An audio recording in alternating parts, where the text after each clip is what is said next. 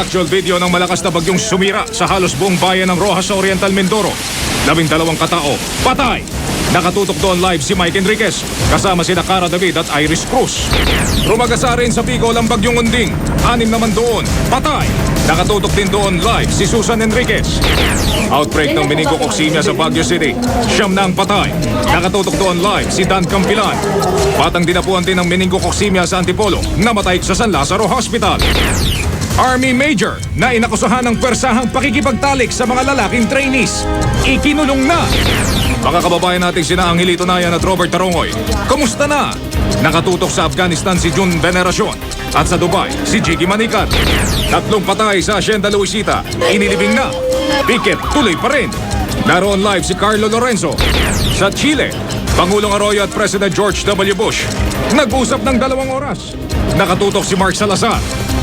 Si Sandra Aguinaldo, binisita ang Magarang Condo Unit ni Major General Carlos Garcia sa New York. At sa Michigan, basketball stars at mga fans, nagrambol. Sa showbiz, dance showdown ni Regine Tolentino at Andrea Del Rosario. At Jo Marie, handa na raw humarap kay Aramina.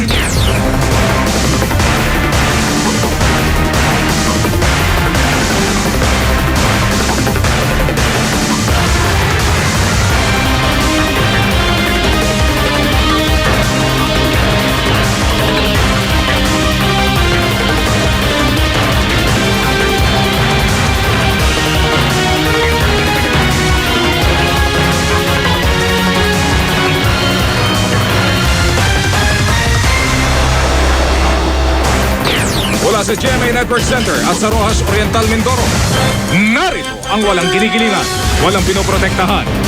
Mel Tiangco, Mike Enriquez. Magandang gabi po. Ito ang 24 oras dahil hindi natutulog ang balita. 12 katao na ang kumpirmadong patay dahil sa tindi ng hagupit ng bagyong Unding sa Oriental Mindoro.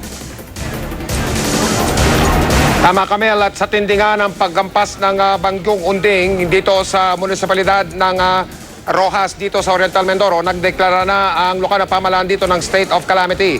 Gusto ko pong ipakita sa inyo ang aking pong nadatnan pagdating ko dito sa Rojas kanina na dinala ko dito ng isang helicopter na kuha po ng GMA News. Makikita nyo po na napakarami po mga istruktura, mga bahay at iba-ibang mga klaseng gusali ang nawasak po ng malakas na baway na tumama dito sa Rojas noong pong Sabado. Kuha po namin yan bago kami lumapag dito sa Rojas. Kanina pong makalampas na ilang minuto ng tanghali at hanggang sa ngayon po ay wala pa rin pong daloy ng kuryente dito po sa Rojas. Nung Sabado po nangyari itong matinding trahedyang ito dito sa bahaging ito ng Oriental Mindoro. Nakausap ko po si Mayor Jesus Di Mapilis at ang unang-una niya po na sinabi sa akin ay ang paghingi po ng tulong. Hanggang sa mga sandaling ito po, konting tulong parang po ang nakakarating sa mga kababayan natin at kapuso nating nasalanta ng Bagyong Unding. Yan po ang pangunahing dahilan kung bakit nagpunta rito ang 24 oras para ipaalam sa sambayan ng Pilipino at sa buong mundo ang pangangailangan ng tulong ng mga tiga rito sa Rojas Oriental Mindoro. Ito na po yung panahon para matulungan natin yung ating mga kababayan na mabigyan ng kanilang pagkain. Ano? So muli nagpapasalamat po kami sa GMA. Hindi po makapaniwala mga tiga Oriental Mindoro sa tindi po ng hagupit sa kanila ng bagyong si Unding. Bukod po sa malakas na ulan, nagkaroon po ng napakalakas na ipo-ipo. Nakatutok mula sa isang bahagi ng Rojas dito po sa Oriental Mindoro, si Cara David. Cara? Mike, parang isang delubyo, ganyan inilarawan ng mga taga-Oriental Mindoro ang hagupit nga ng Bagyong Unding. Pero alam mo, ang ikinasasama ng kanilang loob, hindi daw sila inalerto ng pag-asa ng trahedyang papalapit sa kanila. Hanggang Sabado ng madaling araw, signal number 1 lang daw ang nakataas sa Rojas, Mindoro. Walang kamuwang-muwang ang mga tao na pagkaraan ng ilang oras, ito na ang sasalubong sa kanila. Signal number 1 lang ang sinabi nila. Signal number 1 naging signal number 3? Signal number 3 kaagad, ano? Kaya nga nagulat kami. Wala kang handa. Kasi nga kung handa at kung kami nakatanggap ng ganong balita, ang mga mangingisda namin ay hindi na magpapunta ng laot. 2 oras na walang tigil na ulan at hangin ang kanilang naranasan. Isang ipo-ipo ang sumalanta sa bayan ng Rojas. Ito ang unang beses na nakaranas ng ganito ang mga taga-Rojas. Pagkatapos lamang ng 2 oras, ito na ang itsura ng kanilang lugar. Natumba ang mga poste ng kuryente kaya nasa dilim ngayon ang buong Rojas at sa bawat kanto, mga nabuwal na puno at mga bahay na tila dinaanan ng delubyo. Mahigit 8,000 bahay ang sinira ni Unding. 4,000 tao naman ang walang tahanan sa ngayon. Aabot sa 710 million pesos ang pinsalang idinulot ng bagyo sa bayan ng Rojas. Walang kuryente, putol pa ang ilang communication lines. Kanina, idineklara na ang state of calamity sa Rojas Oriental, Mindoro. 1 linggo ring sinuspinde ang klase at government offices. Pero sa kabila ng buhawing lumipol sa kanilang ari-arian, nakukuha pa rin ng ilan ang magpasalamat. Ganyan nangyari sa amin, wala namang nangyari, wala bagang masamang namatayan, disgrasya sa amin, at least buhay pa rin kami. Mapapatuyo ang papel, maitatayo ang dingding, pero ang buhay hindi na maibabalik. Higit sa material na pinsala, mas malalim ang pinsala sa buhay. 2 sa mga biktima, asawa at anak ni Aling Rowena. Diyos ko! Tulungan niyo po kami! Tulungan niyo kami! Sabi kong ganun. Hindi ko alam na ganun na palang nangyari sa asawa ko. Nakandusay na tinatakpan na siya ng yero. Sa talas ng yero at sa lakas ng hangin, naputol ang kamay at nahiwa ang ulo ng mag-ama. Sabi ko nga kahit malumpod na lang asawa basta buhay. Sa ngayon ay maganda na ang panahon dito sa Rojas Oriental, Mindoro. Katunayan, 1 buong araw ay hindi na umulan dito sa Rojas nga at talagang maganda na yung sikat ng araw. Pero bukod sa buhawi, ang pinangangambahan pa ng mga taga rito ay ang kanilang mga mangingisda. Dahil nga walang kamuwang-muwang ang mga tao dito na may bagyong paparating, pumalaot pa nung Sabado sa gitna ng bagyo ang mga mangingisda. Sa ngayon, 26 na ang nare-rescue pero may 4 pang nawawala. Mike. Maraming salamat, Cara David, live mula dito sa Rojas sa Oriental, Mindoro. Mga kapuso, 26 na pampublikong paralan at 3 pribadong paralan ang winasak po ng bagyong Unding. Unang-una ko pong pinuntahan paglapag ng helicopter namin kanina, ito pong Rojas College. Dito po nakita ko kung gaano talaga katindi ang naging hagupit ng hangin ng bagyong Unding. Samantala, nandito po ako ngayon sa isang barangay dito po sa May Rojas at makikita nyo rin po sa aking likuran ang tindi po ng epekto nito sa isa sa mga bahay. Marami pong eksenang katulad nito dito po sa Rojas. Makikita nyo po itong bahay sa likuran ko kung saan yung pong bubong ay sumalubong pababa dito po sa lupa. Marami pong bahay dito sa Rojas na ganito po ang sitwasyon. Hindi po malaman ng mga residente rito kung saan sila susuot, mga kapuso. Wasak na wasak po ang mga bahay katulad itong nasa likod kong ito. Pero mga kapuso, handa pong bumangon hulit ang mga tiga rito sa Rojas Oriental, Mindoro. Nakatutok si Iris Cruz live sa isa pang bahagi ng Rojas Oriental, Mindoro. Mike, sa isang iglap nga, libo-libong residente ng Rojas Oriental, Mindoro ang nawala ng tahanan. Karamihan sa kanila ay nananatili sa ngayon sa mga evacuation center, habang ang ilan naman ay nagtiyagang manatili sa kanilang mga tahanan kahit wasak na wasak ang mga ito. Ito ang Barangay Poklasan, isa sa pinakamatinding nasalanta ng bagyo at malakas na buhawi noong Sabado dito sa Rojas Oriental, Mindoro. Lahat ng bahay dito sira. Yan po yung yera, kuya.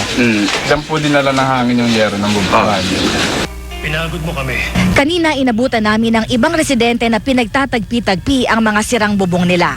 Ang mag-asawang Dante at Nilda, 2 araw nang nagtitiyagang matulog sa kwartong walang silong. Nangutang na nga raw sila para miski papaano ay maayos ang bahay nila. Eh di yun nga po, magkabi-kabilay utang. May nagbigay sa amin ng 200. 300 yung kapatid ng ahon nito. Ganun pa man, nagpapasalamat sila dahil ligtas ang buong pamilya. Mas maswerte kasi sila kaysa sa ibang kapitbahay.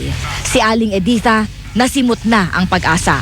3 taon na ang nakalipas nang pumanaw dahil sa pagkalunod ang mister niya. Ang bahay na ito ang tanging naiwang pamana sa pamilya. Pero ngayon, wasak na ito. Hindi na kami lumusuot sa kabilang bahay. Hindi nga po at wala po kami pera. Nagtitinda lang po ako ng isda. Tulad ni Aling Editha, marami ang nawala ng bahay dahil sa lakas ng bagyo dito noong Sabado. Sa palengking ito ng poblasyon, nagsisiksika ng mga nawala ng bahay. Ay, minsan din po ang tanghalian namin, ganyan saging po dahil lang kanina lang po nagdating ang bigas na deliver po sa amin.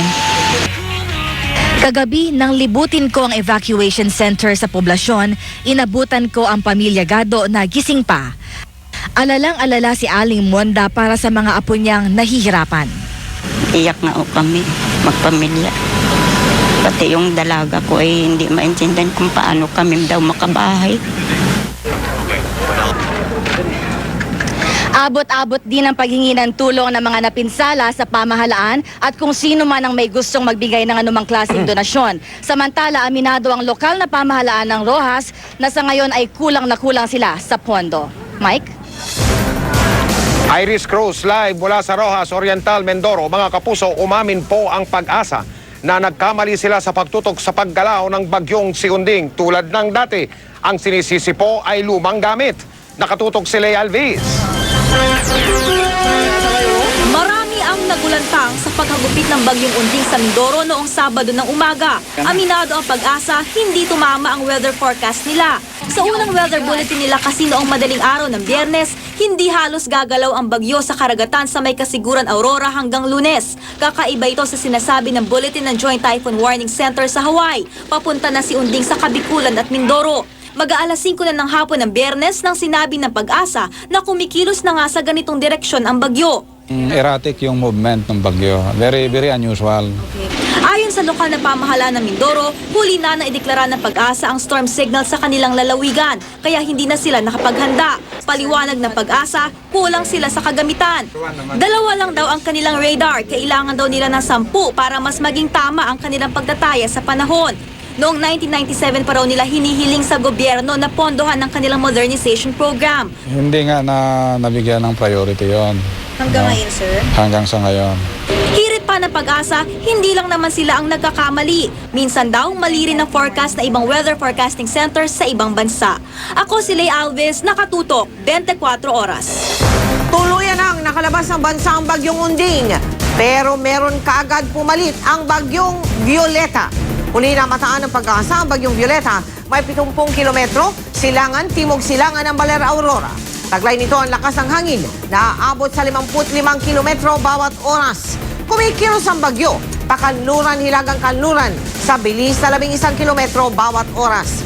Dahil sa bagyong Violeta, itinaas ang storm signal number 1 sa hilagang Quezon, Polillo Island, Aurora, Bulacan, Pampanga, Tarlac, Bataan, Zambales, Nueva Ecija, Pangasinan, La Union, Benguet, Nueva Vizcaya, Quirino, Isabela, Ifugao, Mountain Province at Ilocos Sur. Sa ibang paksa sa balita, sa Baguio, doble ingat ngayon ang mga residente, lalo pat 9 na ang naitalang patay dahil sa sakit na meningococcemia. Nakatutok doon live si Dan Campilan. Dan!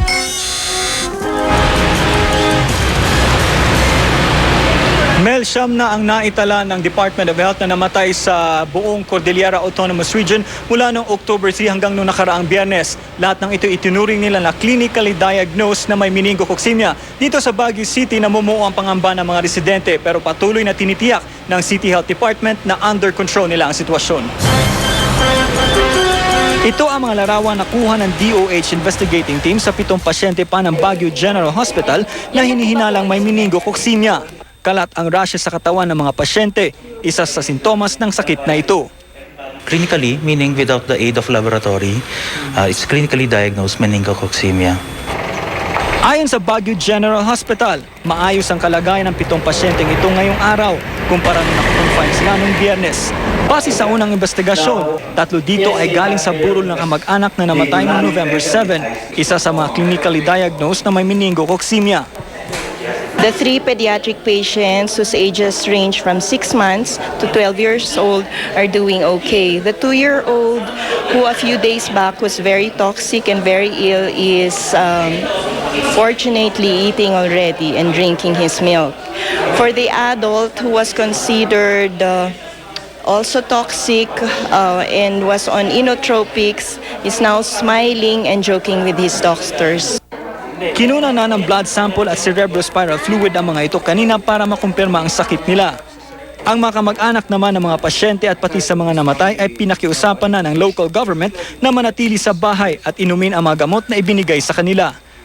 They were asked, of course, to confine themselves to their respective, to their residence. In fact, outside of that family, no other family got infected. Samantala, Mel, hindi suspendido ang klase dito sa Baguio City. Pero sa Josefina Carino Elementary School, 20% ng mga estudyante ang hindi pumasok kanina. Todo ingat naman ang mga taga Baguio pero hindi nila pinabayaang makaapekto ang meningococemia sa pang-araw-araw nilang gawain. Mel?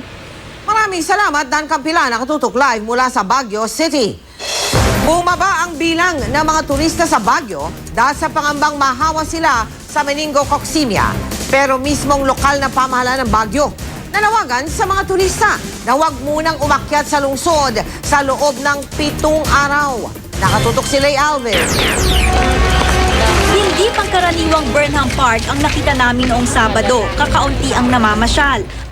Isa sa mga paboritong pasyalan dito sa Baguio City ang Burnham Park. Pero matapos pumutok ang balitang may outbreak dito ng meningococemia, kapansin-pansin na tumamlay ang pasyalan.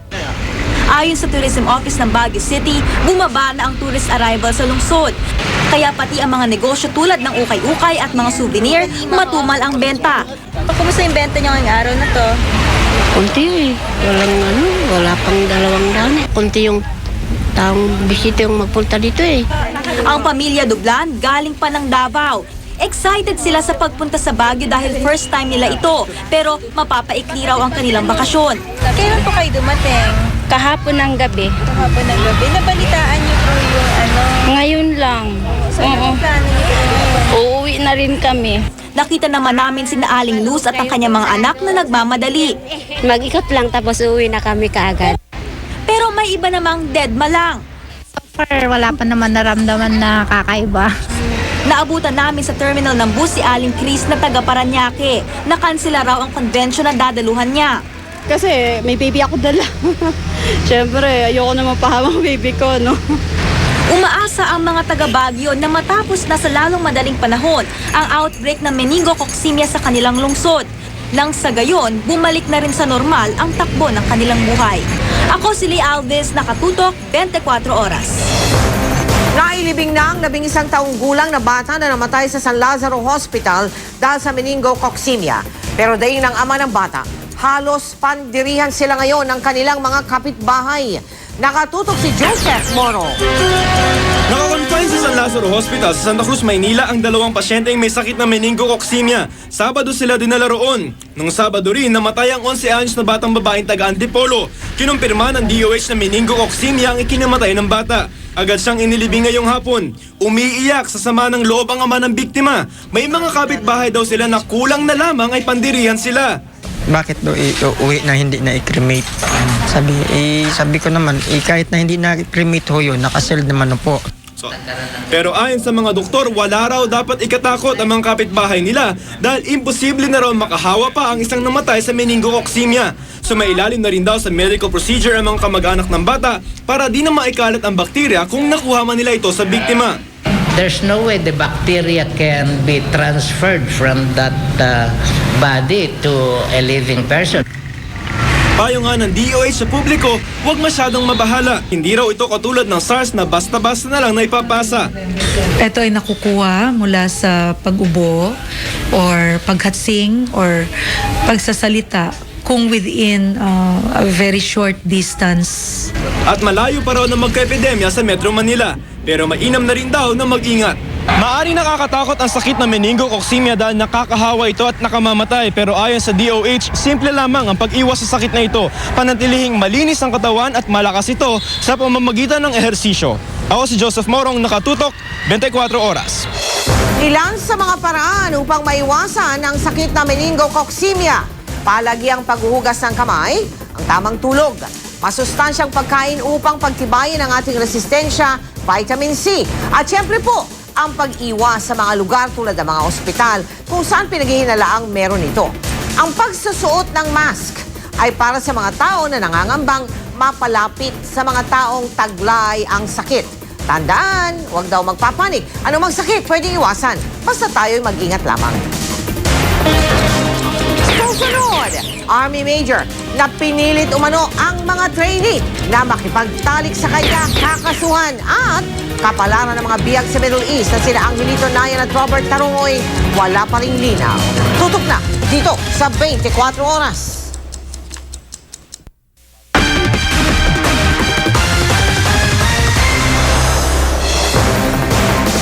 Mga kapuso, noong pong Sabado ng gabi sa programang Investigador, meron po kaming ipinakita. Pero bago ko po ipagpatuloy yan, panawagan po babala sa mga magulang na may mga kasamang mga batang nanonood ngayon. Baka gusto nyong ilayo muna yung mga bata sa inyong mga telebisyon. Sige pakilayo lang muna yung mga bata para makasigurado tayo dahil meron pong pagkamaselan itong ulat na ito. Noong pong Sabado nga sa programang Investigador, ay inulat po namin ang tungkol sa isang major ng Philippine Army na di umano pinipilit ang mga nagsasanay o mga gustong maging sundalo na makipagtalik sa kanya. Agad-agad pong umaksyon ang militar tungkol sa ulat na yan ng Investigador. Nakatutok si Ping Restor. Sa programang Investigador noong Sabado, mga maseselang eksena. Ang opisyal na ito, kinilalang si Major Ferdinand Ramos. Ayon sa isang trainee, physical exam daw ang tawag dito ni Ramos. Puwersahang pakikipagtalik sa kanya bilang requirement sa pagiging sundalo. Matapos mapanood ang video sa GMA, agad ipinagutos ng pamunuan ng Philippine Army ang technical arrest kay Ramos. With the major report presented by GMA7, that would already serve as an evidence for us to file administrative charges against Major Ramos, particularly for conduct unbecoming. Hindi raw kasama si Ramos sa Training and Selection Committee para sa mga nagnanais magsundalo. Ngayon, confined to barracks si Ramos sa Light Armored Brigade sa Camp O'Donnell sa Capas, Tarlac. Inihahanda na rin ng Provost Marshal ng Army ang kaso laban sa kanya. Dinipensahan naman si Ramos ng isang kasama. Being a gay officer, he even worked better than other straight officers. Ayon sa source ng GMA News na kamista ni Ramos, noon pa mang nasa PMA sila, aminado na itong bakla. Miyembro si Ramos ng PMA Class 1988. Nasabak na ito sa bakbakan sa South Cotabato at naging commanding officer ng Light Armored Brigade sa Camp Aguinaldo. Sinubukan namin kunin ang panig ni Ramos pero hindi ito mahagila. Ako si Ping Restor, nakatutok 24 Oras. Nakatutok ang GMA News sa iba't ibang panig ng mundo. Sa California, makibalita tayo mula kay Mark Salazar. Sa New York, si Sandra Aguinaldo. Sa Afghanistan, si June Veneracion. At si Jiggy Manikad sa Dubai, United Arab Emirates. Unahin natin ang Kabul, Afghanistan. Mahigit 100 babae na raw ang nag-alok na pumalit sa lugar ni Angelito Nayan at 2 pang UN volunteer na dinukot sa Kabul, Afghanistan. Nakatutok doon live si June Veneracion. June! Mel, ramdam na ramdam dito ang suporta ng mga taga-Afghanistan para kina Angelito Nayan at sa 2 niyang kasamahan sa UN. Sila ang mga babaeng Afghan na inaalok ang kanilang sarili kapalit ng kalayaan ni Angelito Nayan at 2 UN volunteers. Masyado na raw kasing napapahiya ang buong Afghanistan dahil sa pagkakadukot sa 3. Baliwala raw sa kanila ang malagay sa panganib sa kamay ng mga kidnapper basta mailigtas lang sina Angelito. We want to save their sons and daughters in Afghanistan. We want to try in this way. Umaabot na raw sa mahigit 100 babae dito sa Afghanistan na nag-aalay din ng kanilang sarili matapos lang ang mag-iisang buwang hostage crisis. Umaapila sila sa magulang ng mga bihag na huwag panghinaan ng loob. We are with you and with your children. Please don't lose your hopes and pray. Abot-abot naman ang pasasalamat ng UN sa nakukuhang suporta mula sa Afghanistan. We reiterate our request for those who hold them to let them go, to set them free so they can join their families. Ayon naman sa source ng GMA News, natumbok na ng tropa ng gobyerno ng Afghanistan ang kuta ng mga kidnapper. Pero hindi pa raw ito pwedeng pasukin dahil malalagay sa peligro ang buhay ng mga hostage. Mel, isang lalaki na pinaghihinalaang may kinalaman sa pagkidnap kina Angelito Nayan ang namatay sa kustodiya ng pulis dito sa Afghanistan. Nangyari ang insidente noong November 12. May mga indikasyon umano na tinorture ang suspect, pero ayon sa opisyal na pahayag ng pulisya, may mga indikasyon na talagang ang suspect ay namatay dahil sa atake sa puso. Mel? Maraming salamat, June Veneracion, nakatutok sa Kabul, Afghanistan. Nagpakawala ng isang hostage ang grupong kumidnap kay Robert Tarongoy sa Iraq. Ang malaking katanungan, isusunod na kaya si Tarongoy? Nakatutok si Jiggy Manikad live mula sa Dubai. Jiggy! Mel, matapos mapalaya ang isang Polish hostage ay lalo namang lumaki ang pag-asa na mapapawala naman ang ating kababayan na si Roberto Tarongoy na bihag sa Iraq. Nagbayad ba ng ransom o hindi? Yan ang katanungan makarang mapalayang Polish hostage na si Teresa Borshalifa, ang 54 na taong gulang na babaeng dinukot noong 30 ng Oktubre. Bigla na lang siyang sumulpot sa isang press con na ipinatawag ni Prime Minister Marek Belka. Kaya lumaki ang spekulasyon na nagkabayaran ng ransom. Samantala dito sa Dubai, nakilala ko ang Iraqi na si Mudaffar Enad. 3 taon na siyang nagtatrabaho dito bilang salesman. Malayong malayo ito sa dati niyang trabaho sa Iraq. Dati raw kasi siyang sundalo ni Chemical Ali, isa sa mga notorious na tauhan ni Saddam Hussein. Hindi na raw niya masikmura ang kalupitan nito kaya pinili na lamang niya makalayo. Sa tuwing makikita niya ang naging bunga ng gera sa Iraq, naawa raw siya sa kanyang mga kababayan. Many people before, they don't like Saddam Hussein now, they like Saddam Hussein, Saddam Hussein. But now 2 years, what should do America for Iraq? Hindi daw niya masisisi ang mga kidnapper sa Iraq. Input, America for my brother. And my uncle, and also America for my uncle. And my friend. What I will do? I get somebody crazy. I lose everything. Alas, I go directly by gun. Sa tuwing makakatanggap siya ng tawag sa kanyang cellphone, iniisip niyang isa sa kanyang mga mahal sa buhay na naiwan sa Iraq ang napatay, kaya't parati siyang kinakabahan.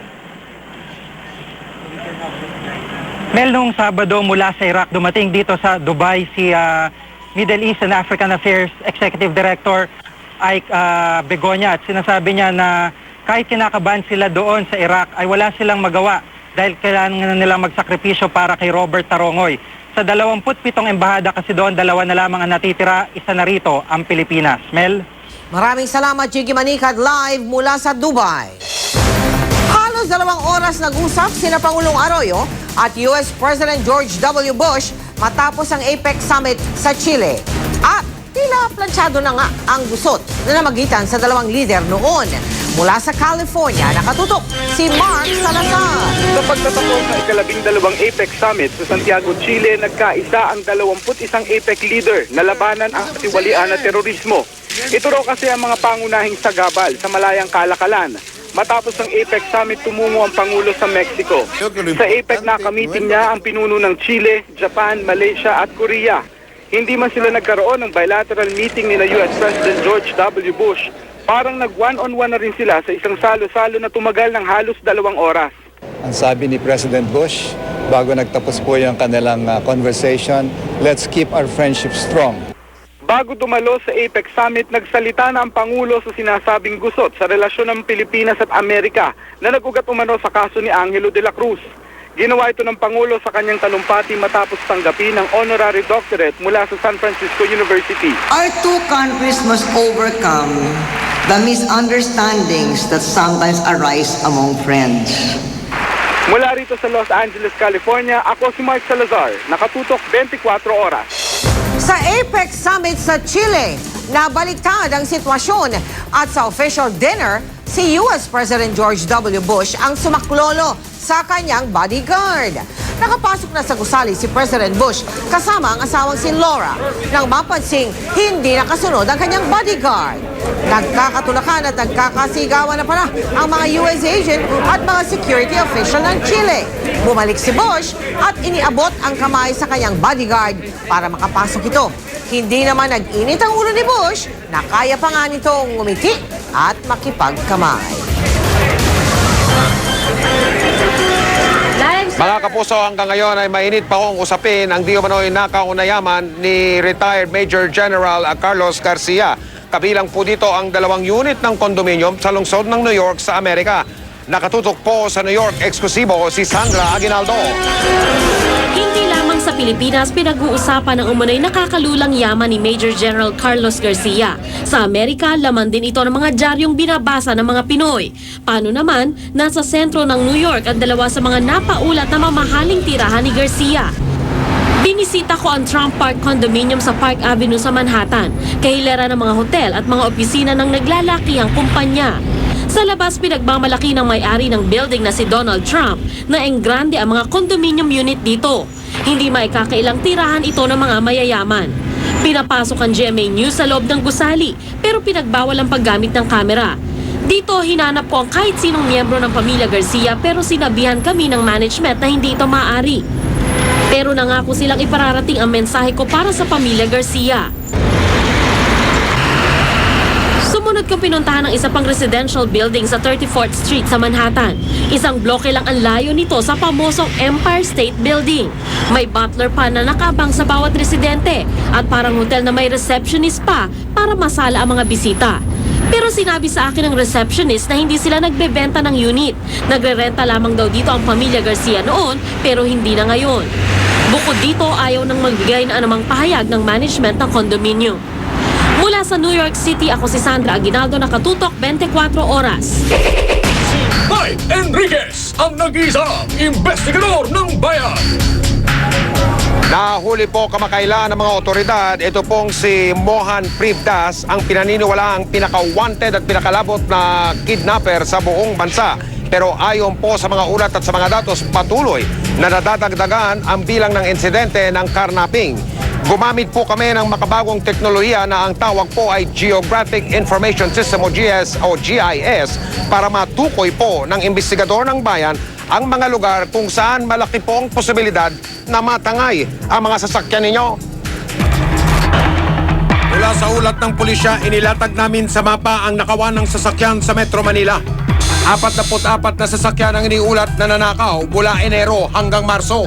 Natagdagan ito ng mahigit 6 na po mula Abril hanggang Hunyo. Halos 100 sasakyan naman ang naiulat na ninakaw nitong Hulyo hanggang Setyembre. Kamakailan, nabiktima ang scooter ni Ronald sa free parking area ng isang mall sa Quezon City. Papasok kami sa mall after 7:30. Pagkalabas namin, wala na po yung motor. Malas niya dahil ang Quezon City ay isa sa mga lungsod na may pinakamaraming naiulat na carnapping ngayong taong ito. Gayon din ang Makati. Sa tulong ng GIS, nakita ng investigador ang mga posibleng katangian ng mga carnap-prone areas, mga gimikan, business districts kung saan maraming nakaparadang sasakyan. Sa Quezon City, madalas puntiryahin ang mga nakaparada sa mga gimikan sa may Tomas Morato. Madalas ding mabiktima ang mga sasakyan sa may barangay Laging Handa at South Triangle, kung saan maraming sasakyan ang nakaparada lamang sa labas ng bahay. Sa Makati naman, sa mga parking area o sa mismong paligid ng mga establishmento namimiligro ang mga sasakyan. Sa kahabaan nga ng Valero Street, hindi bababa sa 9 ang nakarnap na yung taong ito. Sa aming panayam sa PNP, tugma rin sa kanilang mga datos ang resulta ng aming pag-aaral. Yung malls kasi magkakatabi. Mga malls dyan, magkakatabi na maraming nakaparada dyan. Lalo na dito sa mga maliliit na streets, they are dimly lighted. Yung mga nakaparada lang doon sa mga bahay-bahay. Para hindi maging biktima, mag-ingat at sundin lang po ang paalala at babala ng pulisya. Kasama na riyan ang pag-lock ng sasakyan. Huwag pumarada sa madilim na lugar at maglagay ng safety alarm devices. Pero ang kasing importante po o mas importante pa sa pag-iingat ng mga may-ari ng sasakyan ay dapat po na tinututukan itong problema ng carnapping na ito ng mga otoridad, mga kapuso. Kaya't hanggat may naiuulat pa ring insidente ng carnapping, hindi titigil po ang investigador ng bayan. Patuloy po naming tututukan ang mga otoridad at sinisigurado namin sa inyo, hindi namin sila tatantanan. Regine Tolentino at Andrea Del Rosario humataw sa belly dancing. Sino kaya ang mas magaling? Virgin coconut oil, epektibo nga bang panlaban sa mga sakit? Dito sa 24 oras. Chika Minute! Oras na para sa mga pinaka-latest na showbiz balita. Hatid ng prinsesa ng chika, si Pia Guanyo. Thanks, Mel. Pagdating sa kaseksihan at galing sa pagsasayaw, hindi pa huhuli sina Regine Tolentino at Andrea Del Rosario. Sa belly dancing kaya, sino ang mas sexy kung humataw? Yan ang chika ni Lars Santiago.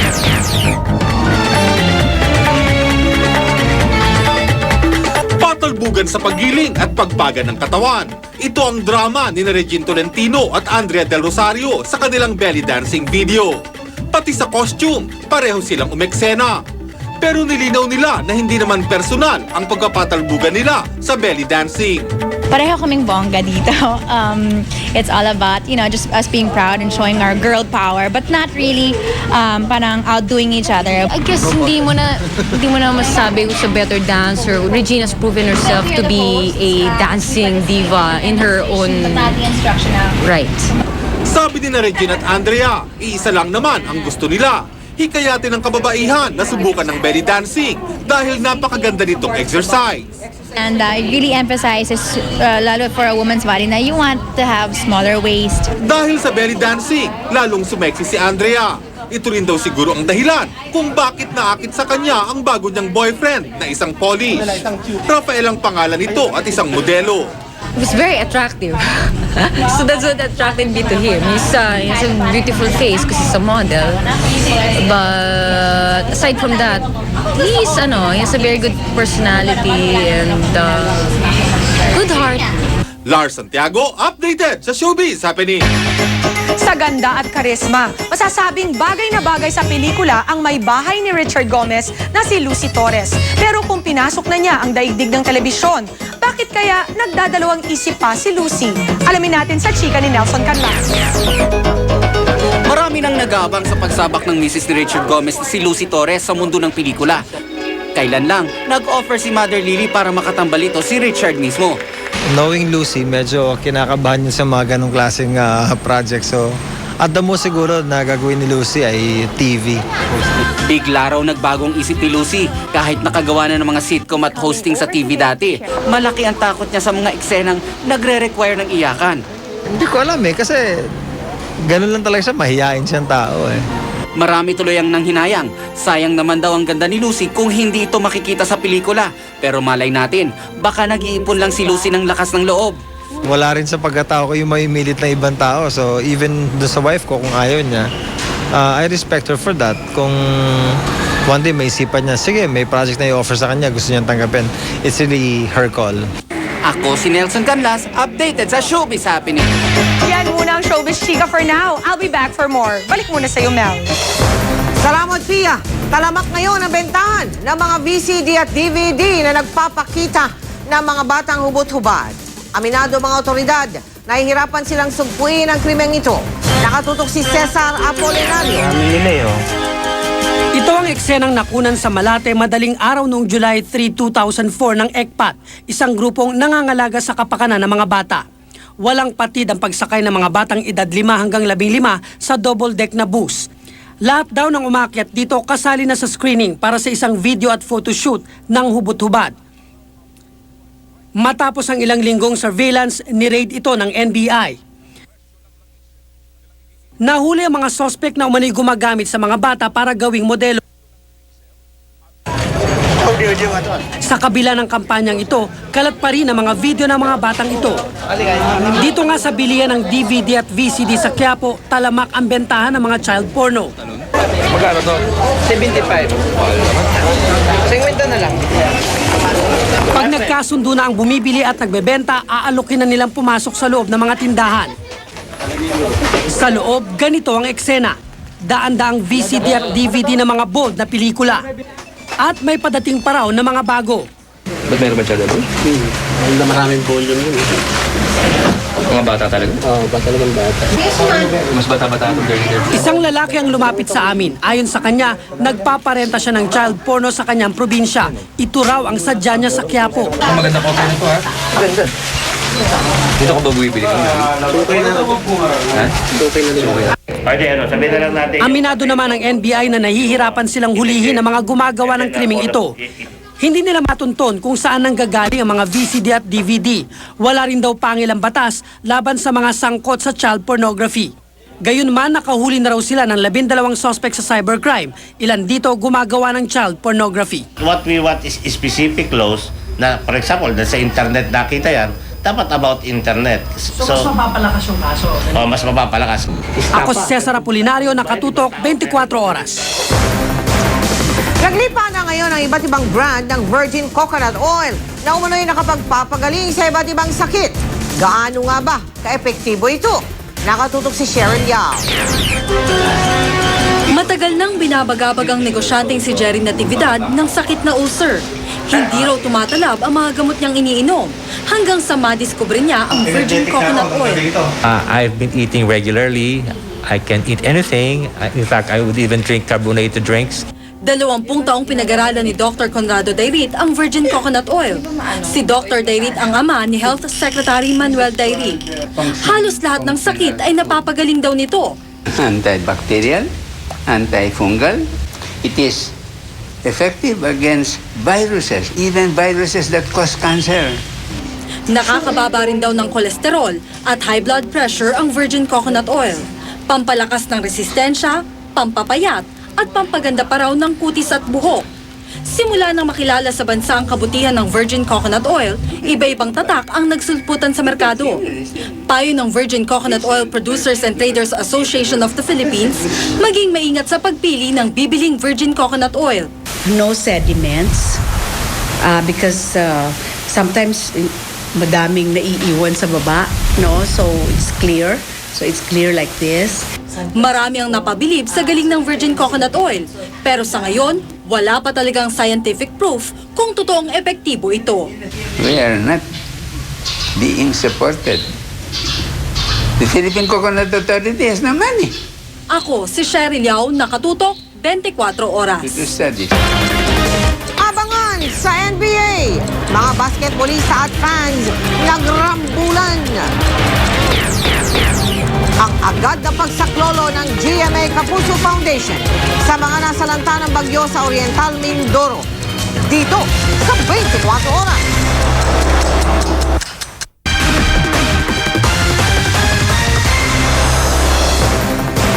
Sa Amerika, nauwi sa gulo ang laro sa pagitan ng Indiana Pacers at Detroit Pistons sa NBA.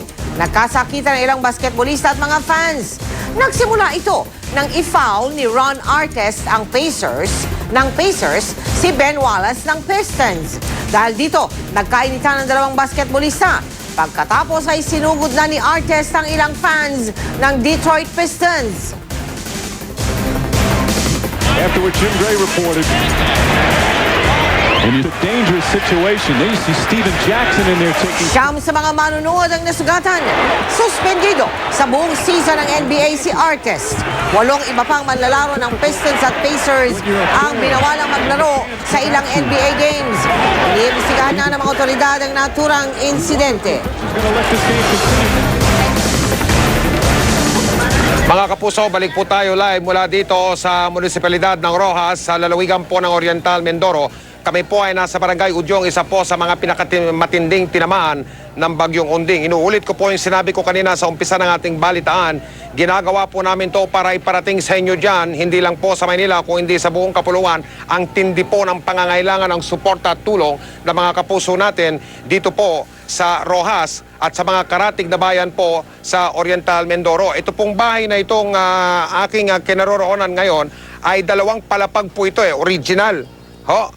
Ngayon po, ang itsura nitong bahay na ito ay ganito na po. Hanggang sa mga sandaling ito, nagkalat pa rin po ang mga damit ng mga nakatira dito. At mula po nung Sabado ng gabi, Linggo hanggang ngayong gabi po, at hanggang di natin alam kung kailan maayos ang kanilang buhay, ang mga nakatira po sa bahay na ito ay dito po sila sa ilalim ng dati 2 palapag na bahay na tumitira at ngayong gabi dito po sila natutulog. Wala pong kuryente hanggang ngayon sa buong bayan po ng Rojas dito po sa Oriental Mindoro. Hindi lang po Mindoro ang tinamaan ng matindi ng bagyong Unding, pati po ang Kabikulan. Kukuha po tayo ng update ngayon sa pamamagitan ng telepono mula kay Susan Enriquez live na nakatutok naman doon po sa may lalawigan ng Camarines Sur. Susan, kamusta dyan? Yes, Mike, dito sa lalawigan ng Camarines Sur, umaabot na ngayon sa official na tala ng National Disaster Coordinating Council ay umaabot na sa 6 katao ang kumpirmadong namatay mula dito sa Region 5 dahil nga sa paghagupit ng bagyong si Unding. Pero pinapangambahan na umabot ito sa 15 dahil merong report na meron 13 katao ang nasawi dito sa Camarines Sur, isa sa Catanduanes at isa sa Sorsogon. Gayunman ay hindi pa itinuturing itong official dahil hindi pa naman natatagpuan ang katawan nitong mga sinasabing namatay na mga katao mula nga dito sa Camarines Sur, Catanduanes at Sorsogon. Kanina, Mike, nag-ikot dito sa Bicol area si Agriculture Secretary Arthur Yap at ito ang bumulaga sa kanya. Lubog sa tubig baha ang maraming rice field at mga pananim. Mga nasalantang gamit panghanap buhay ng mga mangingisda, sira-sirang fish cage at lambat, dulot ng malakas na hampas ng alon. Dito kayang umabot na sa 70 milyong piso ang halaga ng napinsala sa agrikultura at halos 10 milyong piso naman sa fishery. Para sa tala ng Office of Civil Defense sa Region 5, halos 400 na ang apektadong barangay dito sa Kabikulan. Kulang-kulang 20,000 pamilya na rin ang apektado. Pansamantalang nakuto ng linya ng telepono dito pati na rin ang power supply. Pero unti-unti na itong naibabalik. May ilan ang inilikas sa mga evacuation center. Ang NDCC ay nagpadala na ng 1,500 sako ng bigas dito sa Camarines Sur. Samantala, Mike, kung naibalik na ang supply ng kuryente sa ilang parte ng Camarines Sur, ang mga lugar sa kahabaan ng Quirino Highway at Maharlika Highway hanggang dito sa Naga City ay wala pa ring supply ng kuryente hanggang sa mga oras na ito. Nakahambalang pa rin sa gilid ng kalsada o ng mga highway ang mga punong nabuwal dahil sa lakas ng bagyong si Unding. Live mula rito sa Naga City, ako si Susan Enriquez, nakatutok 24 oras. Salamat, Susan Enriquez. Sa iba pang balita, matapos ang halos 1 linggo, patuloy pa rin ang pakikibaka ng mga trabahador ng Hacienda Luisita. Nakatutok doon live si Carlo Lorenzo. Carlo. Mel, patuloy pa rin ang piket dito sa Hacienda Luisita ng mga nagpoprotestang obrero kahit pa bahagyang nabawasan ng kanilang hanay. Marami kasi ang dumiretso ng Maynila para doon dalhin ang kanilang hinaing at sabay sigaw ng katarungan para sa mga naibuwis na buhay.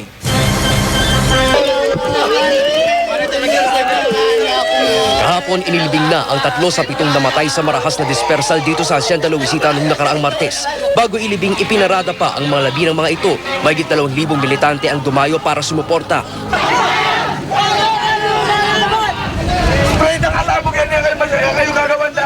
Sa Campo Aquino, panandalian silang tumigil.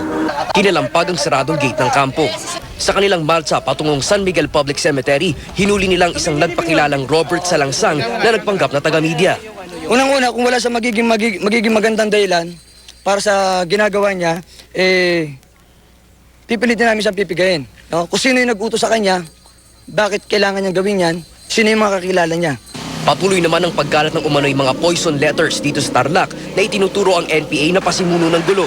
Ayon sa nakuha nating liham, galing umano ito sa grupong kadre. Wala naman kinilalang grupong kadre ang militar. Bukas naman nakatakdang ilibing ang 4 pang namatay nung Martes.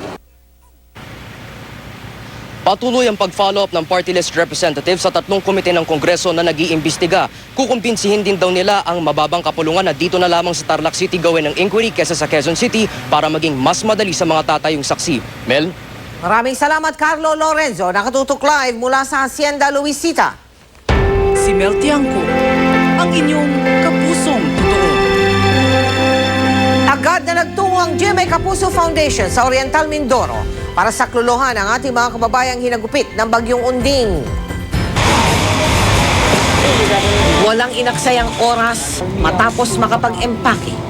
Tumulak ang GMA Kapuso Foundation para sa Operation Bayanihan sa Rojas Oriental Mindoro. Kalunos-sunos sa mga tanawin dito. Walang pinalampas at walang nakaligtas. sa gupit ng bagyong Unding. Ang kinatitirikang bahay ng pamilya Dionisio, parang lobong tinangay ng malakas na hangin. Laking pasasalamat na lang ni Aling Lilia dahil nataon na may kasama siya ng araw na iyon. Buti dito mga anak ko kung wala eh. Wala ko kung lalaki. Ay nila na lang po nila ako dito sa bahay. Si Aling Victoria, inabutan naming nag-iisa habang namimigay at naglilibot kami. Magpahanggang sa ngayon, hindi siya makapaniwala sa bilis ng pangyayari. Naggipang nga ang bahay ko, kag ako ay tinakluban ng kwan, yung yero.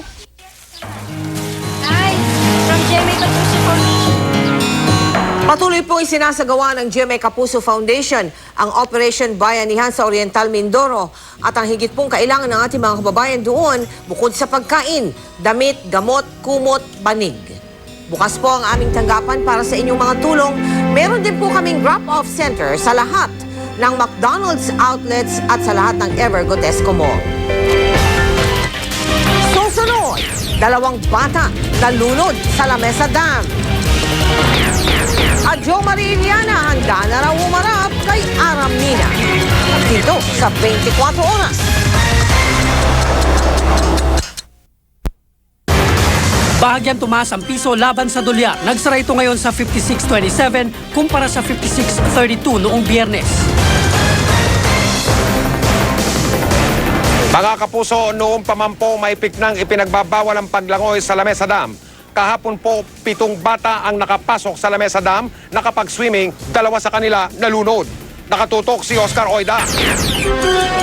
Hindi matanggap ni Aling Teresa Ayobo na wala na ang kanyang 10 taong gulang na anak na si Raymond. Si Raymond at ang 11 taong gulang niyang kalaro na si Maxwell Ringo Roma ay nalunod kahapon ng umaga sa open canal ng Lamesa Dam sa Quezon City. Bandang alas 11 ng umaga kahapon nang akitin umuno ng 2 bata kasama ang 5 pa nilang mga kalaro ang bakod ng Lamesa Dam. Naligo ata sila dun sa open canal ng Lamesa Dam. Kasi hindi pala marunong lumangoy yung 2 bata. Ayun, nalunod. Pero 5 oras muna ang lumipas bago na i-report sa mga pulis ang pangyayari. Natakot daw kasi magtapat ang mga kalaro ng 2 biktima.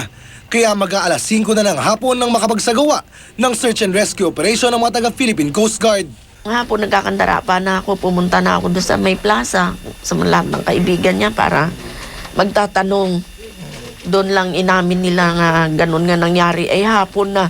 Unang natagpuan ng mga rescuers ang bangkay ni Raymond Ayobo bandang alas 6:40 ng gabi. Sumunod naman na recover ang labi ni Maxwell Roma mag-aalas 10 na ng gabi sa may filtration area ng Lamesa Dam. Matagal lang ipinagbabawal ang paglangoy sa Lamesa Dam. Pero ano man daw gawing paghihigpit ng mga sikyo, meron at meron pa rin magpupumilit na makapasok. Nagpapatul kami dyan noon. Papanain pa kami. Oscar Oida, Naka-alerto 24. Isang faith healer ang dinadayo sa Sarangani Province. Ang kanilang paniwala, nakakagamot umano ito sa pamagitan ng milagrosong Santo Niño. Nakatutok si Teco Campo live sa Davao. Mel, walang patid ang mga taong dumadayo sa Sarangani para magpagamot sa isang pinaniniwalaang faith healer. Ito ang natatnan namin sa rest house ng pamilya Falgi sa Maasim, Sarangani Province. Mga pasyenteng galing sa iba't ibang lugar, gustong mahawakan at makakuha ng langis na nagmumula sa imahe ng Santo Niño. Unang inilabas ng GMA7 ang umano'y milagro ng Santo Niñong ito. Mula noon, libu-libo katao na ang bumibisita para magpagamot kay Zenaida Paring, ang babaeng unang pinakitaan daw ng milagro. Si Zenaida ay katiwala ng pamilya Falge na may-ari ng imahe. Nagsimula siya manggamot noong Oktubre 25 matapos siyang napanaginipan ang mensahe ng Santo Niño sa kanya. Natabangan ako kay ana magud siya sa akong damgo nga kung nagatulo pa perminti ang lana. Magserbisyo pa daw ko sa mga tao. Mao gani gagwantahan na lang nako ani adlaw gabi adlaw-adlaw. Natatnan ko si Aling Florencia Bordillo. May sakit siya sa thyroid gland. Nahirapan siyang lumunok at huminga. Payo ng doktor niya, ooperahan siya sa lalong madaling panahon. Dahil sa kawalan ng pera, dito na siya nagtutungo. Kasi uoperahan daw dito hanggang pababa daw ng Cisco. wala akong pera. Pero ngayon tingin niyo mukhang mas magaan yung... Magaan ang pakiramdam ko. Mula nung tungtungan ang ulo ko, lahat ng katawan ko. Lagyan kayo ng langis. Meron akong langis. Si Manong Manuelito Ting naman ay 9 na taon nang hindi makakalakad mag-isa matapos siyang ma-stroke. Sabi ng kanyang doktor, wala na siyang pag-asang normal na makalakad muli. Matapos magpagamot kay Zenaida, Napansin ko na lumakas ako at saka maglakad ko. Hindi na ako gumagamit ng cane para makalakad. Talagang ako naniniwala dito. hiling naman ng namamayari ng imahe, huwag magbigay ng pera kapalit ng kanilang paggaling dahil masama ito. If you accept money, para mong ginagawang komersyo. That is a grace given by God and we are not supposed to receive any money for that. Hanggang sa ngayon, hindi pa rin may paliwanag ng mga eksperto ang langis na lumalabas daw sa imahe ng Santo Niño. Maging ang simbahang Katoliko, wala pang pinapalabas na opisyal na pahayag tungkol dito. Karaniwang kasing proseso, mahabang proseso ang ginagawa ng simbahang Katoliko bago nila ideklara kung totoo ba ang milagrong ito o hindi. Mel? Maraming salamat, Teco Campo, nakatutok live mula sa Davao. Susunod, Jo Marie Iliana handa ng harapin si Ara Mina. Dito sa 24 Oras.